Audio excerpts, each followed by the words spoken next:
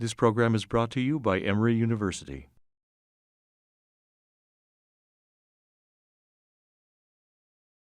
It is my great pleasure to introduce Dr. Arash Harzand this morning, who is an assistant professor here at Emory.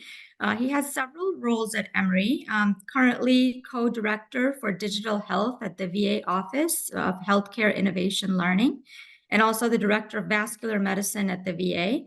Arash graduated with a combined MD MBA program from University of Miami Miller School of Medicine, and then did internal medicine here at Emory. He was a chief resident for quality and patient safety at the VA, followed by his cardiology fellowship at Emory, and then did a vascular medicine postdoc training at Vanderbilt. He's received several Young Investigator Awards, including with the ACC and Northwestern CV Symposium as a rising star in research. His clinical research focus is on designing digital health interventions and use of mobile health to impact behavioral changes. He currently has a Career Development Award through the VA. Arash also practices clinical cardiology at the VA and Belmont Satellite Clinic. So he's going to talk to us today about AI, his evolution in heart and vascular disease. So I'll turn it over to you, Arash. Thanks so much for doing this morning. Sure, thank you. And it's great to be here. Yeah, when you read my bio out like that, the one thought in my mind is have I been here that long? And so the answer is obviously yes. But yeah, so I thought it would be a good idea just because we've all been hearing, seeing, learning, using different AI tools and solutions to put together a talk, at least from a clinician's perspective, on AI in heart and vascular disease, but with a slightly different take, which I myself may come to regret, but we'll see what that means in a second. Just think ahead. Some disclosures. Pooja mentioned my CDA. The two really relevant ones are some consulting work I do for an Atlanta-based company that has some ties to Emory. That's a clinical AI company, as well as some work that I do for the CDC. So beyond disclosures, a couple of disclaimers up front, which I think are important. So number one, clearly, for those who know me, I don't have an engineering background. I'm not a data scientist. So I'm approaching this from a non-data scientist perspective. If I'm being brutally transparent, I've yet to publish a peer-reviewed paper on AI. I mean, I do have a preprint that's online, and there's some papers that we have in the queue. But if I'm being totally honest, that's a threshold I haven't crossed just yet. And so really, nothing here should be considered authoritative from the perspective of describing how these technologies work. This is all just really my journey trying to understand the ins and outs of how artificial intelligence really operates. And I've decided to kind of just take, everyone along the ride with me. Basic outline. So I'm going to do my best to cover some foundational concepts in AI, kind of like an AI 101.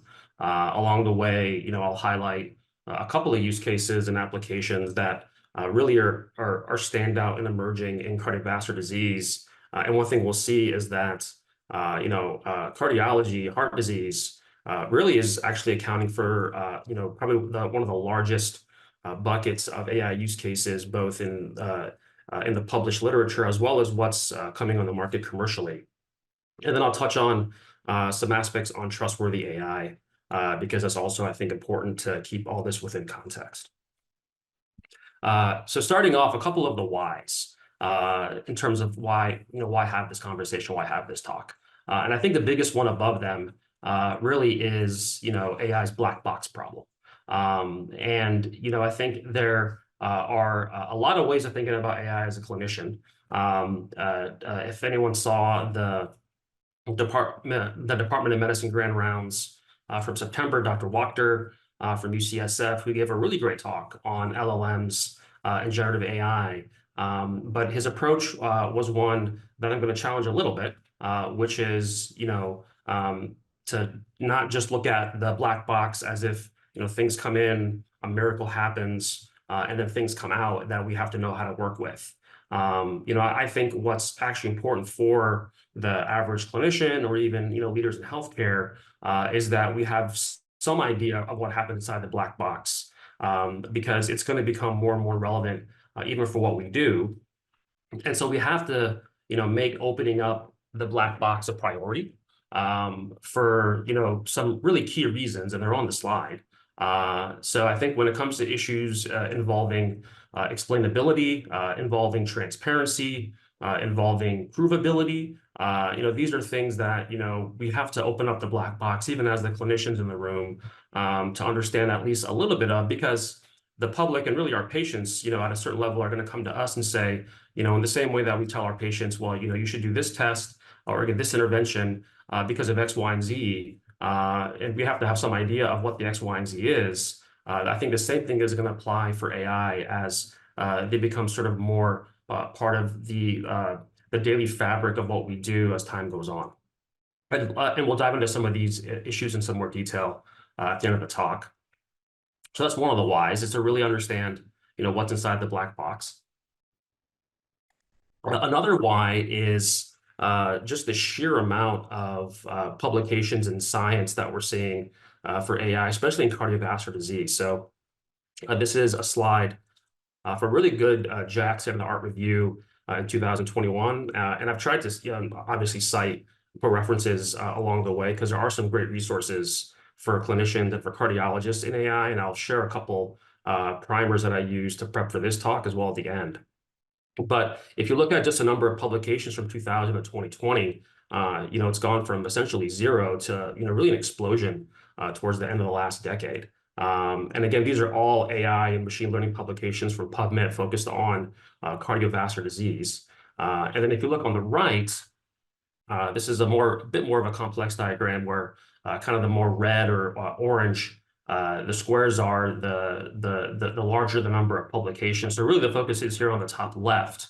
And so what you can see that the highest density areas have been really focused on AI for imaging, whether it's CT, ultrasound, ECG, as well as looking at big data for prediction from the EHR. And then in terms of clinical domains, really focused on ischemic heart disease, as well as EP. EP has sort of been one of the bigger areas where we're seeing a lot of AI applications. This is a really busy slide, but what this highlights is not just the academic volume that we're seeing, but also the commercial volume. So this is, slightly dated data from between 2014 and 2019. But these are FDA approvals for AI-based algorithms in medicine. And, cardiology comes in at number 2. And actually, I even, took a few away from radiology that were really cardiology that they included here. Things like AI for echo prediction were things that they had under the radiology category that really, I think, are more cardiac. But, after radiology and computer vision, cardiology really is becoming a really hot area for a lot of applications. And we'll dive into some of this. And then lastly, there's been a growing amount of, we're seeing a lot of the science, our professional societies and public health organizations. This is a AHA statement that came out just a few months ago, which is a great read for anyone that's interested. But even our societies are taking notice, which I think is a reason why we should as well. All right, so for an AI 101, we're gonna kind of go down the rabbit hole a little bit, and I'm going to try and sort of talk us through some of the core approaches in AI. If anyone on the call knows more than I do, which is very likely, feel free to chime in and correct me for whatever I say is wrong. But I'm going to try and talk about just some very fundamental concepts, AI versus traditional computing, talk a little bit about machine learning, deep learning and neural networks, and then NLP, and then where it gets interesting that everyone's kind of seen recently is the large language models, ChatGPT, and generative AI, which is an area that Emory recently has been very aggressive on, as I'm sure many of you have used some of the new tools that we have in clinic for ambient dictation. So starting at the very high levels, or broadly defined, AI refers to any concept or computational program that really seeks to mimic human intelligence. Probably one of the largest subfields of AI that affects most of our current understanding and use is machine learning. Really, it functions specifically by learning to discover patterns within data without being provided specific rules or specific instructions. And so most of the contemporary AI right now that we use are really developments that stem from machine learning. That includes things like deep learning, neural networks, and NLP. And that's what the figure on the screen is highlighting, is that these are, in essence, kind of sub buckets of each other that get more and more specialized and more advanced. And so the simplest way of differentiating regular traditional computing from machine learning, in my mind, is this. So whereas traditional computing applies rules that humans create to the data, machine learning and AI flips it on its head and learns patterns from the data. So traditional computing is very rules-based. So it performs a task using preset rules, so if-then statements that are based on what we tell it. So for example, if a patient with high blood pressure is not receiving their medication, then recommend starting treatment, right? You can program a computer or a tool or a person to basically follow that rule, and it's very straightforward. But like we mentioned, machine learning and AI is learning-based. So it learns from examples and patterns from the data. And from that, it learns how to perform a specific task. And then it can then hopefully replicate that task on new data that it hasn't seen yet. And that's really the difference. Another way of looking at this is really figuratively. So whereas traditional computing takes the data and the pre-written rules into the machine or the black box and then gives you the output. So it takes the blood pressures and it takes the program that says above 120 is high, below 120 is normal or low, and then it tells you on the other side, well, these are high and these are low.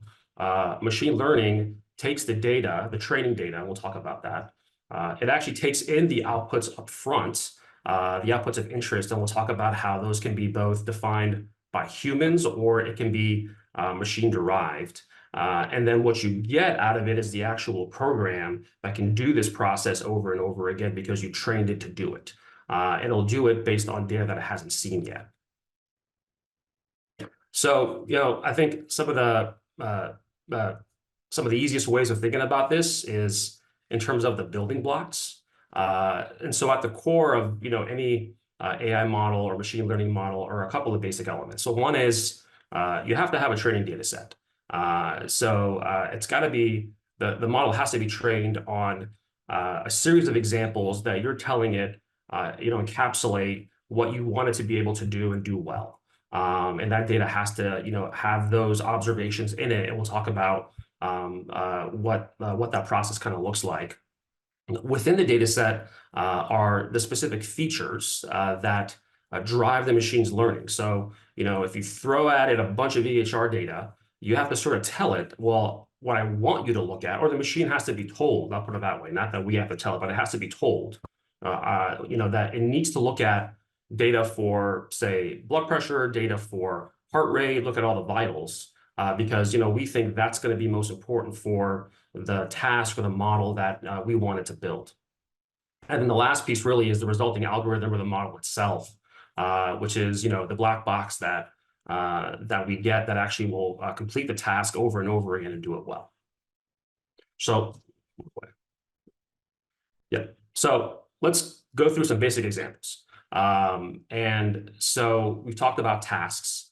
And so for any specific task that we want machine learning to do, we have to give it the observations, the inputs, and we have to give it the outputs and the label, or the labels as we call it. And so an easy example of this are ECGs.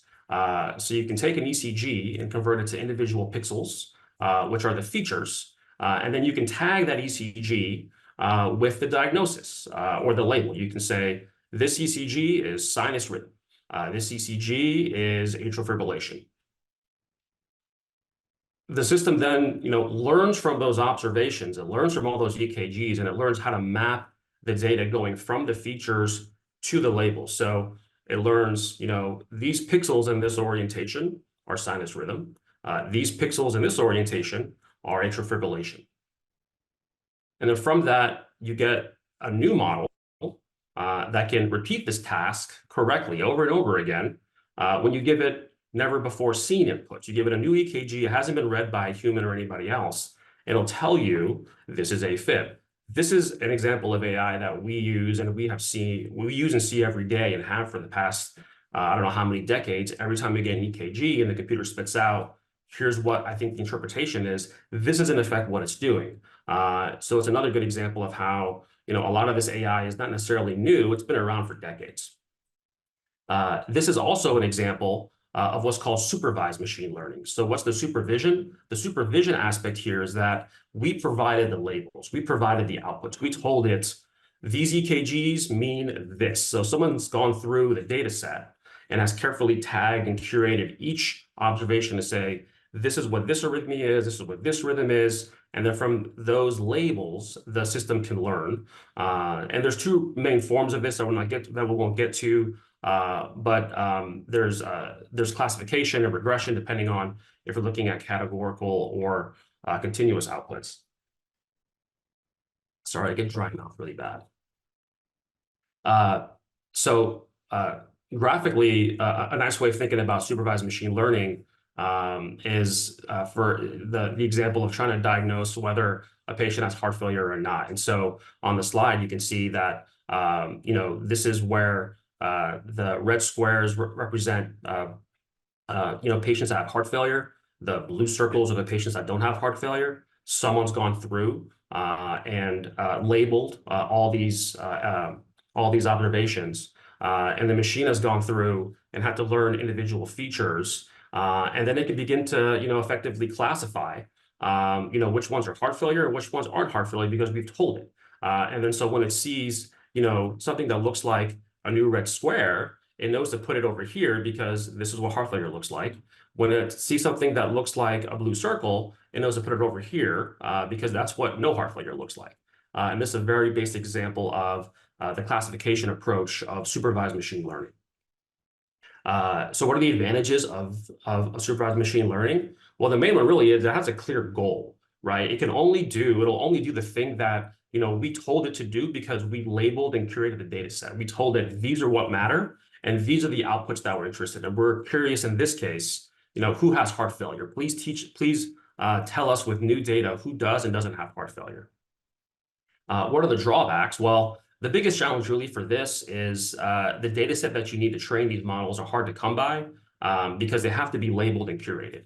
And so that takes time and effort. The system is really constrained by the existing labels, meaning it's not going to be able to really find new or interesting patterns because it was only trained on a data set that had all the patterns and the outcomes in it. So it's not going to tell you, oh, by the way, this is a new pattern, a new outcome, a new disease, a new type of heart failure, because it doesn't know what that looks like. So that's supervised machine learning. We'll go one step further. So in this case, imagine that we're doing the same task with EKGs. We're providing it the inputs. We're providing it the ECGs. But in this case, we're not going to give it the outputs. So imagine you took a medical student, first day of medical school, and you give them a stack of EKGs. You didn't give them a diagnosis. You just said, here's some EKGs. I want you to go through and just see what you can infer on your own from all these various EKGs and what they look like. So in this case, what the machine learning model can do, because it can't classify, it doesn't know what the outputs are to say, well, this EKG looks like sinus rhythm because you told me that, and I can sort of do that label mapping myself. But what it can do is it can actually begin to cluster and associate things and putting things that look the same together and tell you, well, all these EKGs look the same. All these EKGs look the same. I can't tell you what these EKGs are, but I can tell you they all look the same to me. And that's in effect what a model of unsupervised machine learning is able to do. It can build a model that recognizes data features that are more relevant, not in telling you what the output is, but in telling you what differentiates one cluster of observations or EKGs from another. And so those are the two main approaches for unsupervised machine learning, where it's learning from unlabeled data. And it works by clustering and association. And so, graphically or figuratively, it looks like this, where, imagine you gave it a bunch of patients with HFpEF. And the machine can basically take all of that and cluster them together and say, well, this is one HFpEF cluster that they all look the same based on, these features that I found that make it look the same. These all look the same based on the features that I found, and these all look the same. And so what are the advantages of unsupervised machine learning? Well, the main one is that, it's not constrained by the labeling process. So, there's benefits there. There's actually less human bias in a sense, because no one's gone through and had to say, this is this diagnosis or this is this outcome. It's also easier to use larger data sets, because you don't have to go through and you don't have to, curate and label the individual data set. The other benefit too which is the thing that supervised machine learning can do.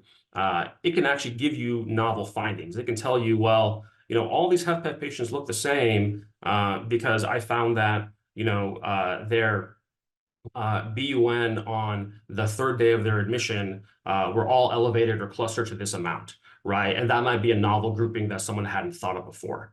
So it can actually help, hypothesize and generate new ideas.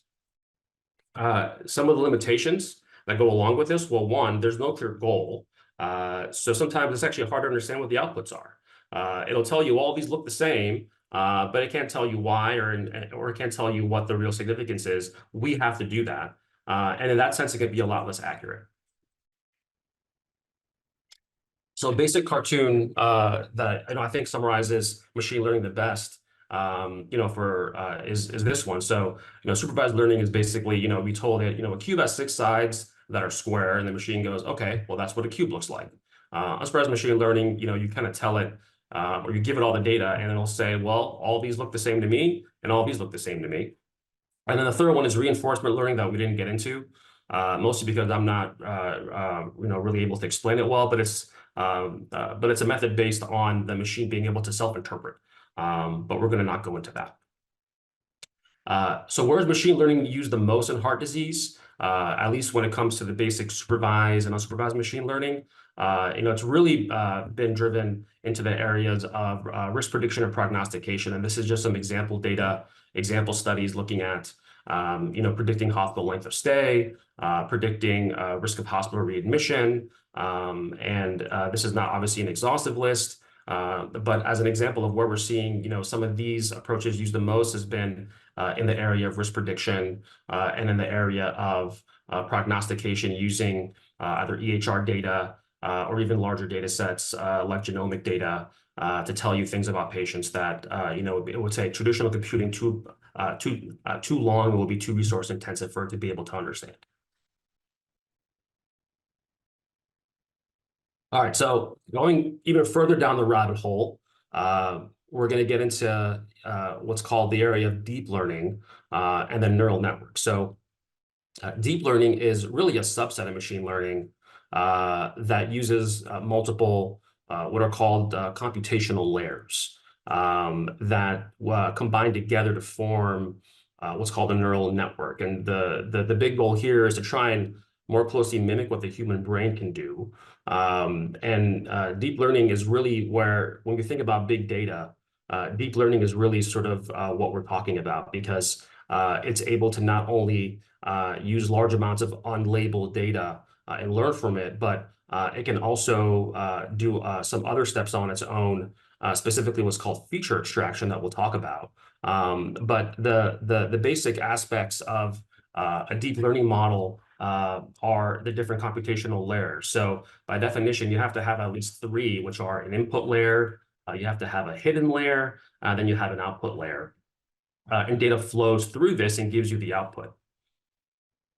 All right, so what does this actually look like, and what does it mean? So, so far we've talked about basic machine learning, and this kind of summarizes that, where you've given the model data. The step that we didn't talk about too much is feature extraction. But feature extraction is the process where you can't just feed the model raw data. You have to pre-process it to make it easier for the model to understand. You have to take out data that's dirty. You have to show it what data really matters, what features matter the most. And this process has to happen. Traditional and sort of basic machine learning, this is a human-led step.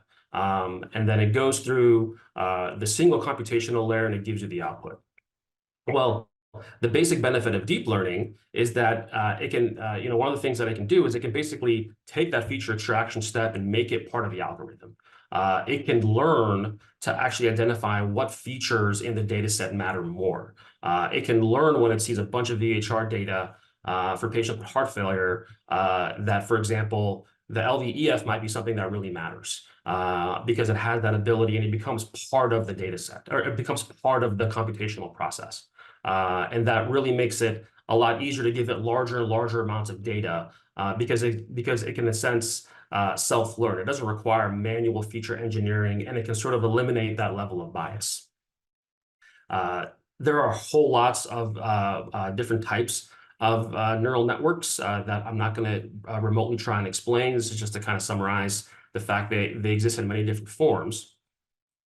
But what I do want to talk about is the area where neural networks are probably being used the most in heart disease, which is where we're going to see a lot of it, which is the area of computer vision.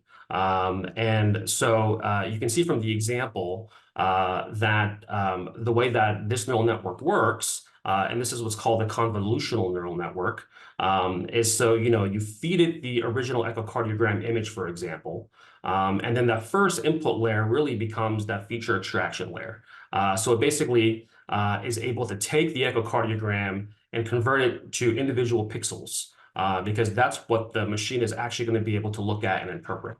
And then what it does in all of the subsequent hidden layers is that each layer is by itself a simple computational step that looks at one part of the image. So it looks at the edges. It looks like some of the basic shapes that it can see inside the image that become increasingly complex as the data flows from one layer to the next, which then ends in the output layer that gives you, in this example, what is the LVEF. And so it's this multi-layer processing that really make deep learning models so much more closer to what human intuition and thinking can do, because it can also learn to basically take data. It doesn't have to be linear. Data can flow in different formats depending on what it's seeing. So when it sees one echo and it shows you the EF is this, if it sees a different looking echo that has different quality or doesn't look the same, it can still try and compute that for you and tell you what a patient's EF is. And so this is another way of looking at it. With each one of these hidden layers, what the system can do is actually take the raw data and convert it into more abstract and essential features. And so it can either go through more complex features. It can look at, what the edges and the corners are. It can look at the shapes and look at individual objects, and it can give you, through all those layers, it can learn and put all that together and tell you, here's what I think the EF is in this echo. And this is an area that we've actually seen a lot of companies have done this, and many are actually still trying to get off the ground. But this is an area that we're going to see something that we're going to see a lot more, both on the image acquisition side. There's also companies that will actually take echo images and then tell you, just based on the echo that you've done, what the EF is, for example, amongst other things.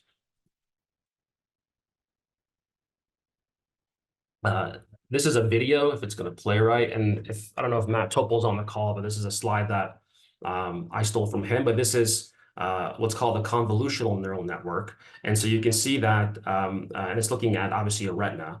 But it can sort of take the image of the retina and go through each individual layer and break out textures. It can break out contrast. It can break out edges. And it can actually be able to take individual aspects of this when it sees a new image and say, well, the edges on this one look like this, the shapes on this one look like that, and it'll tell you at the end, this patient has diabetic retinopathy, for example. But this is really to demonstrate the depth of a neural network as it goes through each one of these layers that gets more and more complex, as opposed to traditional machine learning, which goes through a single algorithmic step. Probably the biggest area where this is being applied to is beyond ultrasound is on CT. I know we're using some of this at Emory now, looking at CT-FFR. This is from the Clarify study. I'm not going to go into all this detail, but this is just to highlight how it's really being applied to looking at coronary images. This is actually using technology from a company called Clearly that does something similar to what we use at Emory HeartFlow. But they can use, but it's similar in the sense that they look at existing CT coronary angiogram images, and they can try and tell you from those images what the percent stenosis is, what the anatomy is, and it's taking this exact same process of looking at the raw images and converting them into pixels, and then being able to go through multiple different layers to tell you ultimately, here's what I think the percent stenosis is. Another way that deep learning is used, like we're talking about, is looking at large amounts of EHR data. And this is some work that we've done at the VA, looking at patients with heart failure. And this is data that we're working on publishing now. But, we did a very sort of cursory look at about using a 2 million patient data set from the clinical data warehouse to identify patients that were hospitalized with heart failure, especially those whose admission was, at least was fewer than 5 days. And we actually were able to sort of tell it what we thought the features were. So this is where the manual feature extraction had to take place, where we told it, here are the aspects that we're most interested in, whether it's age, their comorbidities, their labs, and their vitals. And what we did is we plugged this into what's called a recurrent neural network, which deals with time series data. And so what this model was able to do is go through each hospitalization day by day and give us a daily risk of what it thought the risk of a readmission was. And it does this by analyzing the data that it sees on a daily basis. So, we had to have timestamp data for this, but this is just another example of a neural network where each layer, in this case, was each hospitalization day. And within each one of those days, it takes the data that it sees and it adds it to what it saw the day before. And so inherent in these what are called feed-forward neural networks is memory, where it can sort of remember what it saw the day before and then add that into its computation or assessment of what it sees the next day. And this is just some of the outcomes that we saw. What I didn't talk about in this case was what we're really doing is trying to compare the performance of building a predictive model looking at heart failure, readmission, and death. This is just the death data, comparing the original VA data to what's called synthetic data, which we're not going to really get into. But even looking at the original data, you can see the performance here was fairly decent. These are the AUCs, about 0.9 for in-hospital mortality and about 0.8 for the 30-day mortality risk. And then this model was able to tell us at the end of all the features that we fed it in the feature extraction phase, here are the factors that drove the outcomes that we saw. And, a lot of these aren't surprising. Things like BNP, heart rate, respiratory rate, O2 sat, and obviously history of coronary disease. But just one example of how, of some of the deep learning work that I've been involved with at the VA. All right. So the next stop down the rabbit hole, we're going to talk a little bit about NLP. So this is, in effect, switching gears, but also getting a little bit more specialized. So NLP, or natural language processing, is really interesting because it actually combines a couple of different specialties. Obviously, there's AI and computer science, but it also then takes in aspects of linguistics and human language to be able to build a model that can process human language. The core technology that NLP uses are called transformers. The most popular one that we've all probably heard about is GPT. ChatGPT is basically one fine-tuned model of the GPT transformer. And what these transformers are they're basically a foundational model that's taken a whole lot of language data and it's built that original mapping that understands the basic aspects of human language. So another very popular transformer for NLP that's used fairly frequently is one called BERT, which is which I want to say was originally built by Google, but BERT is one that's trained on all of Wikipedia. So they took all of Wikipedia, fed it into this model to learn human language from Wikipedia, builds a statistical model of the language that it's been trained on. But the core aspect of NLP and these transformers are off the shelf. They're not really good for specific tasks. Meaning it's not going to be able to tell it. You can't just take the BERT model and say, ask it to tell you or interpret a medical note. It knows human language to a certain degree, but it hasn't seen a medical note before. So all these NLP models to become useful, they have to be fine-tuned, meaning you have to then take the original foundational model that you're using, whether it's BERT or GPT, and then you have to train it on the specific type of data that you want it to be able to analyze and interpret. So I'm going to try and walk us through how a basic NLP model works, and this is going to get a little bit nuanced, but there's a couple of steps that each one of these models will go through when it's trying to interpret a line of text. So we'll start with the very basic sentence. The sky is clear and the stars are twinkling at night. And so the first step that it takes is what's called segmentation. It's going to take the sentence and it's going to break it down into its fragments. So it's going to break it down into the sky is clear, comma, and then the stars are twinkling at night. And so it's called segmentation. The next step is what's called tokenization, where it's going to break that sentence down into its individual words, and it's going to store them. It's going to basically, take each word and it's going to make each word what's called a token. So the stars are twinkling at night. The next step is what's called stop word removal. So inherent in the fragment, the stars are twinkling at night, are a lot of words that really are non-essential, which don't add a lot of meaning to the sentence. Words like the, are, and at. These are, when it comes to the training step, the stop words are ones that you define as the person who is programming the NLP. So you tell it, here are the words that I want you to remove because I don't think these are going to be important for the task that I want you to be able to accomplish. So then the system has to take the stop words out from the sentence that it's interpreting. So then the stars are twinkling at night becomes stars twinkling night. The next step is what's something called stemming. So it's the process of obtaining the word stem. So the system has to recognize that, say, skipping, skipped, and skips are not different words. They're all basically the same root word that are being translated differently depending on what the suffix is. And it has to recognize that the words that the word root here is the word skip. So all these words basically are skip with a different suffix that help drive the meaning of the actual word that it's reading. And then the last basic step is something called lemmatization, which is looking not at the word stem, but the root stem. And so what it's looking at is the base form of a word that the word that it's seeing is derived from, right? So, am, are, is, are different forms of the word be. And so this is how it has to recognize that it's talking about existence, and that am, are, and is are different ways of demonstrating existence. Probably the biggest example of NLP that we've seen recently are these LLMs, or large language models, which is really a subset of NLP that becomes much more specific to human-like text. And it can provide content generation, it can give personalized recommendations.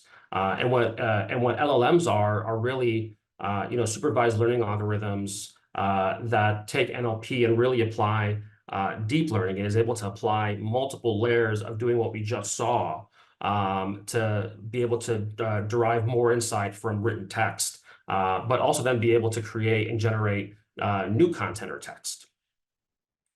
This is a graphic from a recent review, I think it's from the European Heart Journal, that's right, from January 2024. And this is where LLMs become very interesting and somewhat controversial because for these models to be able to convert text to speech and vice versa accurately, they need to see more and more different types of text. And so they need to have lots and lots of training data. And so in the case of healthcare, right, I mean, you have to train these models on the type of written text and data that we think it's going to see over and over again and have to interpret, right? So there's a lot of reports and test results from the EHR. There's clinic notes. We may want to look at guidelines and literature. There may be things in social media. And you can take all these, and different LLMs can take various, parts of these.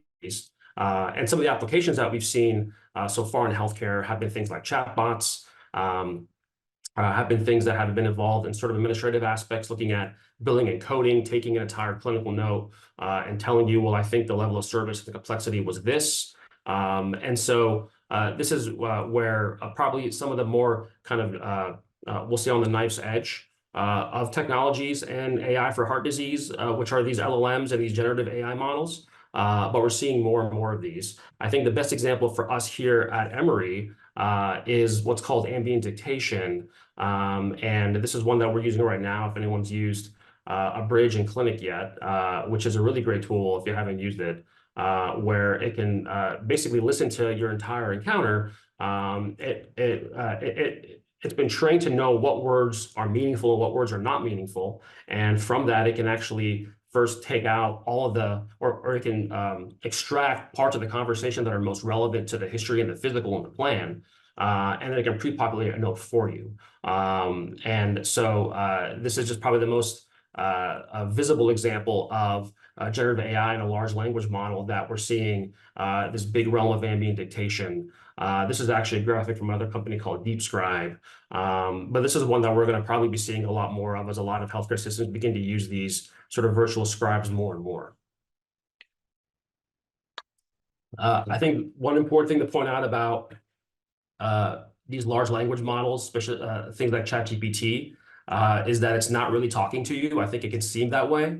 But the real sort of brilliance behind LLMs, they don't plan out text that they're generating. They're just really good at predicting what the next word needs to be based on the context. So, it's like Grommet laying out the train tracks. It can do it really fast and really well, and it can seem like natural text, and it can seem like a natural conversation, but really, it's just really good at predicting what the next word has to be in the response based on the prompt that you gave it.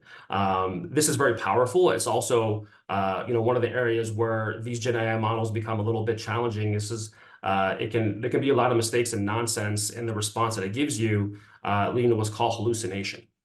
And I think this is a good segue to the last part of the talk, which is talking about trustworthy AI. So a lot of these models have a lot of questions around them. And I think, there's probably three key principles for any AI being used in cardiovascular medicine and research. And I think this speaks to the, why we have to kind of go back and open up the black box, right? So I think for any model that we're using, right, clinicians and patients first have to trust the model.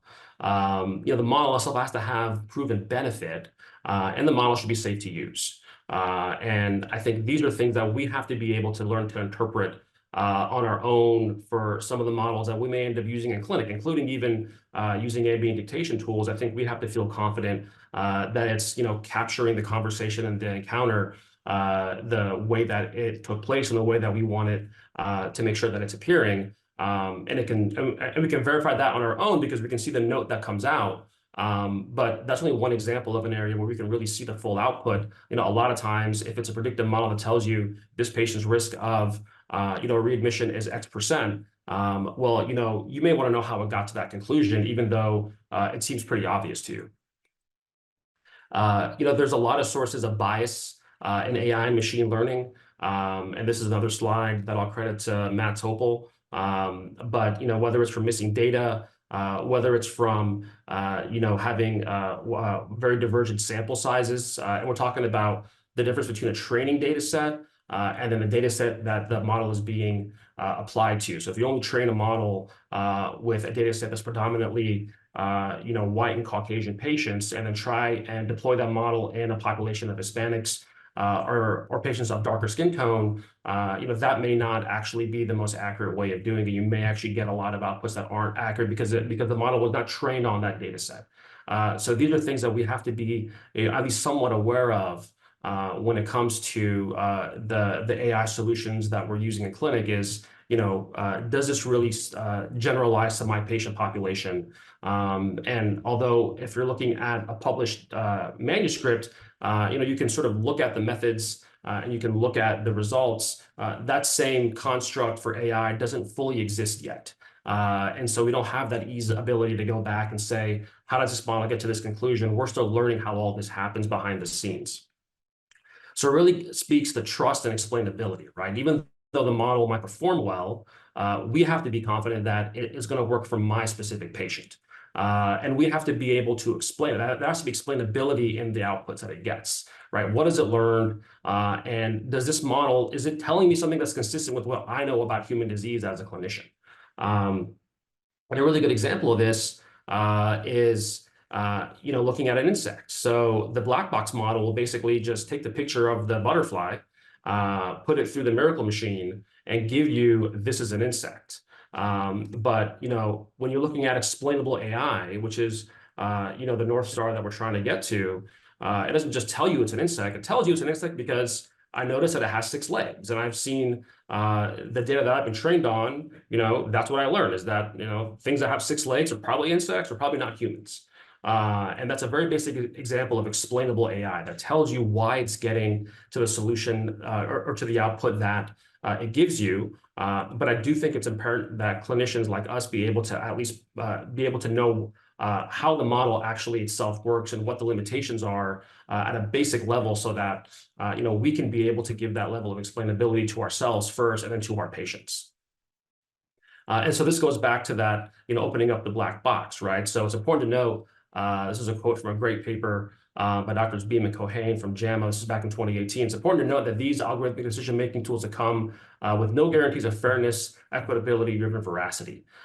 So unless we open up that black box, we won't be able to understand the transparency required, the explainability, and the provability of the models that we're going to be using in practice, which, if nothing else, hopefully I've proven to you that it's going to become more and more common and more ubiquitous in daily use.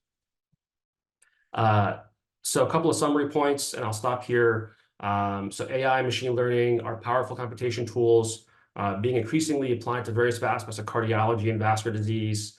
As clinicians, we need to understand what the basic principles are that underlie these tools, and we really need to stay ahead of emerging issues with fairness and bias in all aspects of AI. And a couple of great resources for anyone that's interested, and I can share these out later as well, but there's that Jack state-of-the-art review from 2021, and then another review from AHA in 2019 that really serve as great primers for anyone that wants to kind of get a basic understanding of some of the foundational aspects of machine learning and deep learning. I could probably explain it better than I did today, but I encourage you all to kind of consult some of these resources if you're interested. And complete kind of serendipity, but if anyone is around today, Dr. Caleb is actually, I believe he's on campus based on the way the flyer was sent. I don't know if it's going to be virtual, but he's giving a keynote address on the future of AI tools in healthcare. Obviously, he's a cardiologist. He's the commissioner of Food and Drug, and he's going to be here giving a talk at noon. So if anyone's interested, this is a great, this would be a great talk to go to. And I'll stop there and try and answer any questions or engage in any kind of dialogue that anyone has. We'd love to hear anyone's feedback or thoughts. But thank you very much. Thank you so much, Arash. That was really very nice. Very well done. And thank you for making it digestible for us this morning. I'll open it up for questions now. Please go ahead and unmute or type your questions in the chat for Arash. While we're waiting for questions, I'll tell you that one of the things with AI, I got an email that said, thank you for contributing an article on my view of coronary artery disease. And I said, I don't remember submitting this article. And I looked, and it looked like it was an AI-generated article with me as an author with references and everything. So have to be careful with some of this. Yeah, I mean, it's becoming more and more commonplace. I'll fully admit that I actually even used ChatGPT to generate the title of today's talk because I was having a hard time coming up with like a catchy title. And so, It's a tool that I think anybody can use for good or for bad. And we have to just stay, I think, mindful. And I think unless we have some idea for how the models work, to really, if nothing else, underscore the point that the intelligence aspect, at least current state, it's not so much intelligence that yet really mimics human behavior or human thinking, but it's meant to give you that impression. So it can seem real, and it's designed to do that. And in the case of, say, ChatGPT is really good at predicting what the next word is to make it sound like it's answering a question, in a regular conversation, but it's not really talking to you. And I think we have to understand that and understand kind of where that, where its training, came from. So we know what the limitations are of what the outputs are that we're getting back. Any comments or questions from anyone? Stan Sherman. Arash, that was good talk, but is somebody looking over their shoulder? In other words, let's say all the different companies that make echoes have their own AR and their own ejection fractions and that sort of thing. Is there any way to say this one's better than that one? Thank you for the question, Dr. Sherman. Great question. And from my perspective, the short answer is sort of. There's a couple of, I think, things that play into that. One is the role of regulation. The FDA and a lot of the work that I do at the VA interfaces with FDA on artificial intelligence, and they're still kind of wrapping their heads around how to regulate a lot of these tools. And so, they're not yet at the point where it's like the way you would submit a regular medical device or a new drug. The FDA itself is trying to understand and answer some of these same questions around accuracy and validation and how best to do that. So regulation really here is sort of trying to catch up to where innovation is. So, I think because of that, it's even more important that, we sort of have that amount of skepticism ourselves.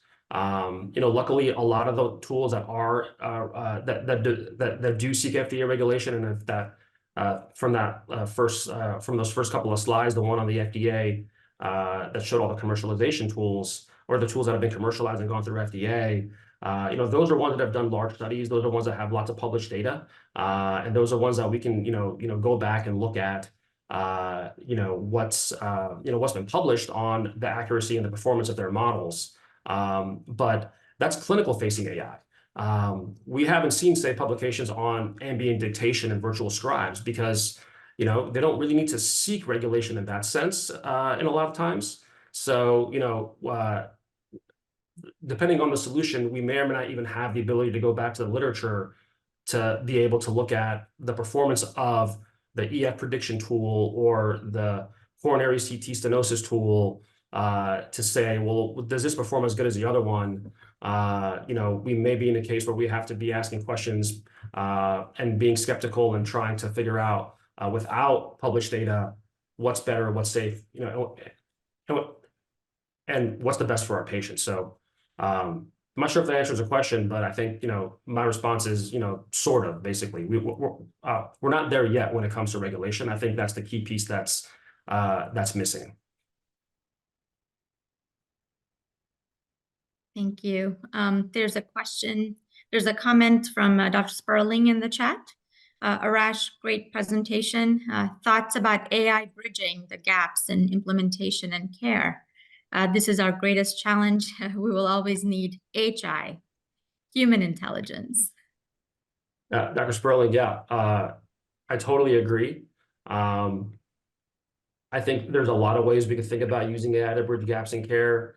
Whether it's simple things like chatbots, whether it's simple things like just being able to give patients tools that they can use on their own to be able to make decisions on their own when they can't reach healthcare quickly enough. I think the challenge at some of those levels become the access to the technology, the access to broadband, the access to even, smartphones in many places. So I think there's a lot of challenges, but I think, at a certain point, there's probably going to be, a lot more that we can offer our patients that use AI that really help bridge gaps in care. I just, I don't know if we're there yet. I think if anything, the biggest focus so far has been on, or one big focus has been on reducing physician burnout. And I think that's where ambient dictation, for example, I think is really impactful. And I think that's one way that it can help bridge a gap in care because it can let physicians and clinicians focus more on the patient encounter, not on the documentation. So if that lets you see one additional patient, for example, right, that can be a huge tool. About human intelligence, I also agree. I think, if I hopefully showed and, demonstrated this, a lot of these tools, they'll give you an output, but, it can't tell you what's significant. It really still needs humans to be able to take that and interpret, well, these groupings or these clusterings, they may all look the same, but like, this is the ones that matter. This is what this means. I totally agree. I think that, the role of human intelligence, the role of human oversight, is still going to be a very big one. And I think we, as the cardiovascular community, we have to really push to keep ourselves at the forefront of that oversight because it's going to affect our patients and it's going to affect our practice. Arash, it's Peter Block. Can I ask a quick question real quick? Absolutely, Dr. Block.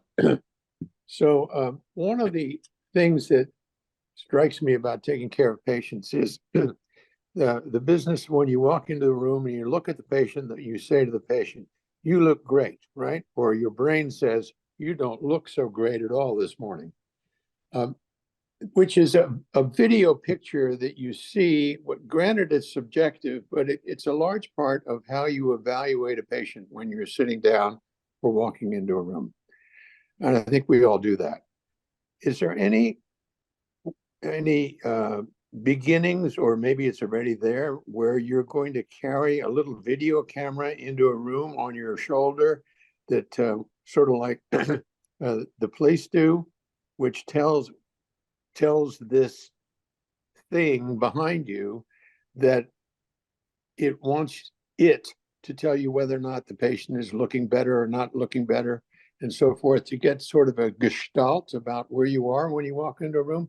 Is that underway, or is that way out there still? Great question. Again, kind of like my own personal awareness, I haven't seen anything to that level yet. I don't know if anyone recalls Google Glass, which was a thing maybe about 8-9 years ago, where Google built eyeglasses that had, a camera. It was kind of the first, kind of augmented reality application that, didn't last very long as a consumer or a public use tool, just because it creeped everybody out. And so I think, there's been a big explosion in the world of immersive reality. So the Apple headset, the Vision Pro that just came out, is one very clunky, large, probably, expensive example. But I think we're not far off from having, whether it's immersive reality tools or cameras or things on our phone, or some mechanism of having a technology to perceive the environment around us, to then be able to derive an insight. I think that definitely gets us into a very slippery slope of privacy and security. I think with that gestalt that you talk about, that you mentioned, I think we all know is so important in healthcare. It's also a huge source of bias. And so how do you weigh those against each other? I think is the question. But it could also be one way of, the technology itself could be one way of eliminating the bias, because you train it to get a certain gestalt depending on how, a certain patient looks or how a certain environment comes across. And that's the other half of the coin, is that, could actually end up helping eliminate or reduce some of that bias. But in terms of your question around, have we seen that, coming down the pike, I personally haven't seen much yet in that space. But I'd be surprised if it wasn't, very far off. I don't know if others are more familiar than I am with anything, but I personally haven't seen much with that area just yet. Okay, thanks, Arash. The next, there's a comment from Gabe Naharo. The next generation of clinicians will need a strong understanding of machine learning AI models. And how do we add this to an already saturated learning environment? Yeah. That's a great question. At this point, my take is, it's something that we have just to maybe find some time for. I have an interest, so I spend some time learning. What I can tell you is the amount of the resources that are becoming more available for average clinicians are growing in a very positive way, actually.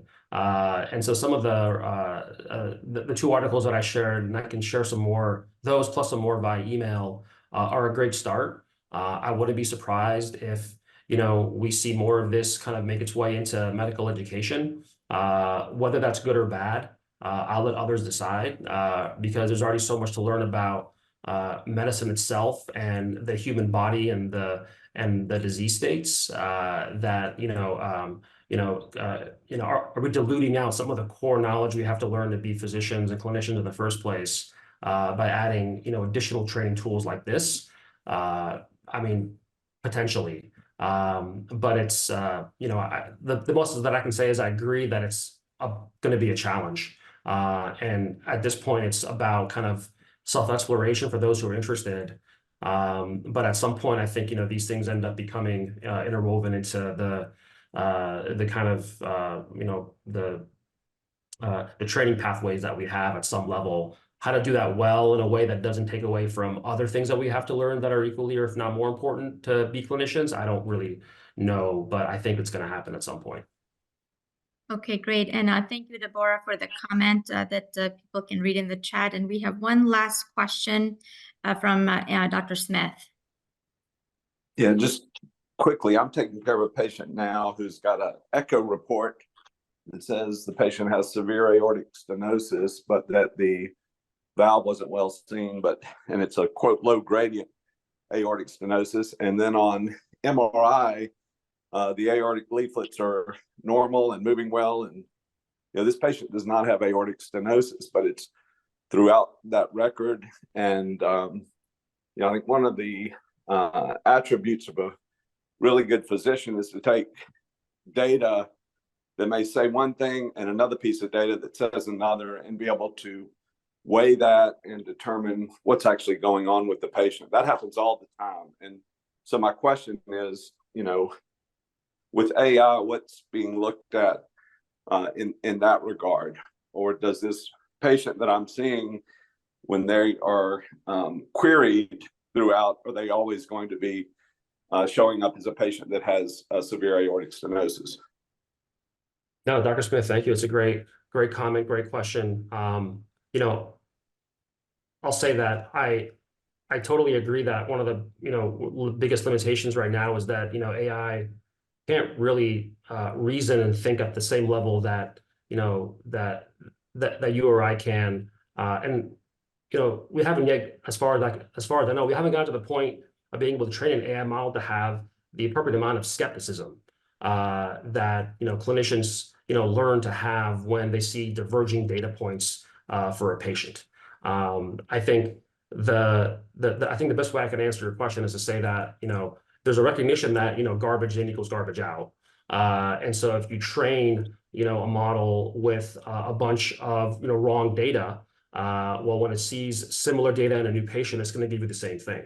And so whether the solution to that with AI involves training models on really low quality echoes that humans have a hard time interpreting, but we have, say, an MRI for those patients that we can then use as an accurate label, and then the model can maybe learn that echoes that look like this when they're grainy and they have maybe a hint that they have some aortic stenosis really don't.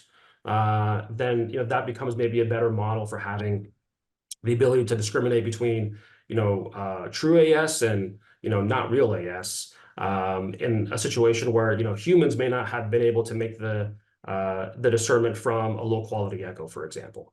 So I don't know if I have a specific answer to the question, but I can say that I agree that we need to I think this also speaks to the human oversight, aspect where we have to maintain that skepticism. And I think most AI models really only work as well as we train them to work.